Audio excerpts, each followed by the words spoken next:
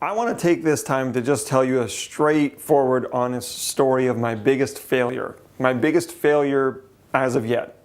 The good news, I now celebrate failure. As an entrepreneur, you got to embrace learning. And the best learnings come from your biggest failures. So look, about 2 years ago, I had an idea. Some of you know I love books. I've written a few, I read all the time, and I just love books.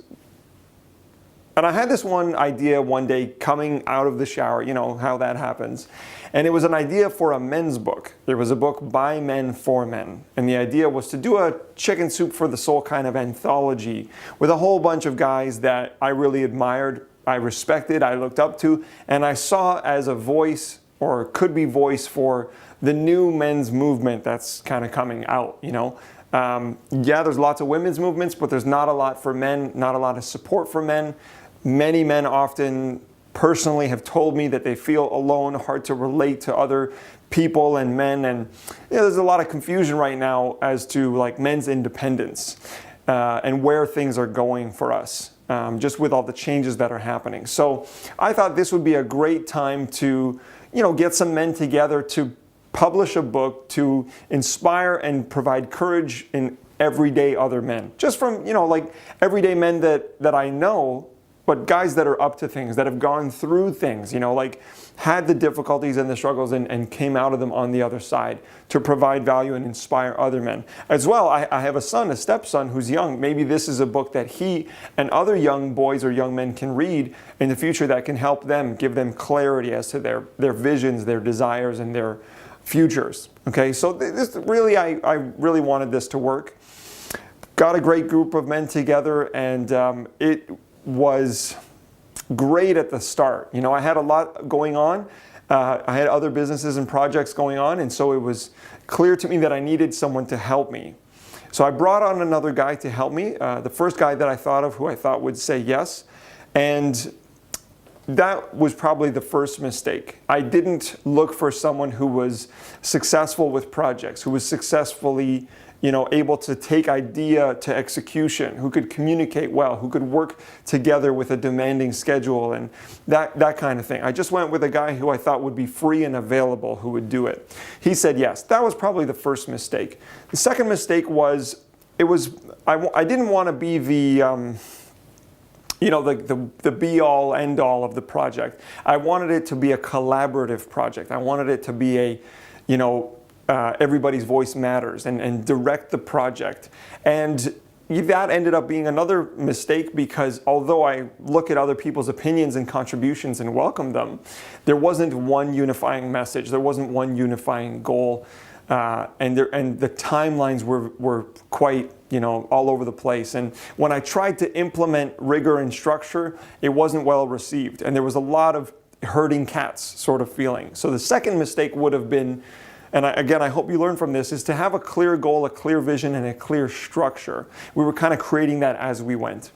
And the third mistake was, from the beginning, you must have agreements and things in writing. And that was something that I came up with later.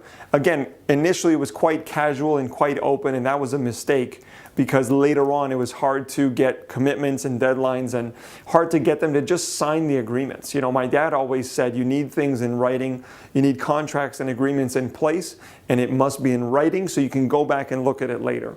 Usually I follow my dad's wisdom, but on this one I tried to do my own thing with the group and keep it kind of open. And that ended up kicking us in the butt later. I think the last mistake would be that we didn't continue to move forward. There was a lot of time in between. I got married, had to plan a wedding in between, and it just dragged on. And any projects that drag on and don't have a fluid sort of flow to them, I've noticed, they are generally the ones that don't work out. In the end, a lot of relationships were lost. Some guys reacted very emotionally, very poorly in my opinion, just from emotional outbursts and things like that. I was kind of shocked at the level of immaturity that happened with some of the guys. So some relationships were lost, but other relationships were forged and strengthened. New relationships were forged and existing relationships were strengthened. And then sadly, some fell away, but as I read in a book the other day, if you're not making enemies, you're not doing much. So The takeaways and the lessons I just wanted to share, personally, I've had a lot of different businesses, a lot of different projects and ideas over the years. Been an entrepreneur and a business owner for over 6 years now.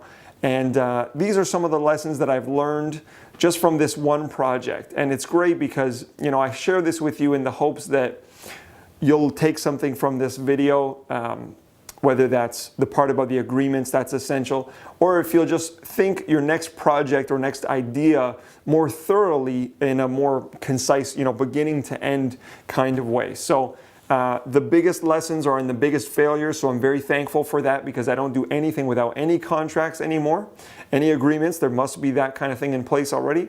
I always look to the people and I think about the dynamics of the individuals in the project. And I take a lot of time to vet them and make sure that they're solid before we start putting plans in place.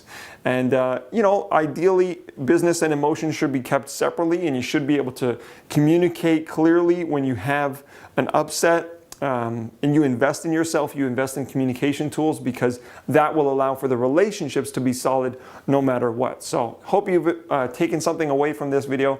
If it's just a sliver of what I've taken away from the whole experience, then I'll be thrilled and I'll be happy. And if you ever want to take up that idea of that book with that theme and that message, then by all means, feel free and go for it. Thanks for watching this video.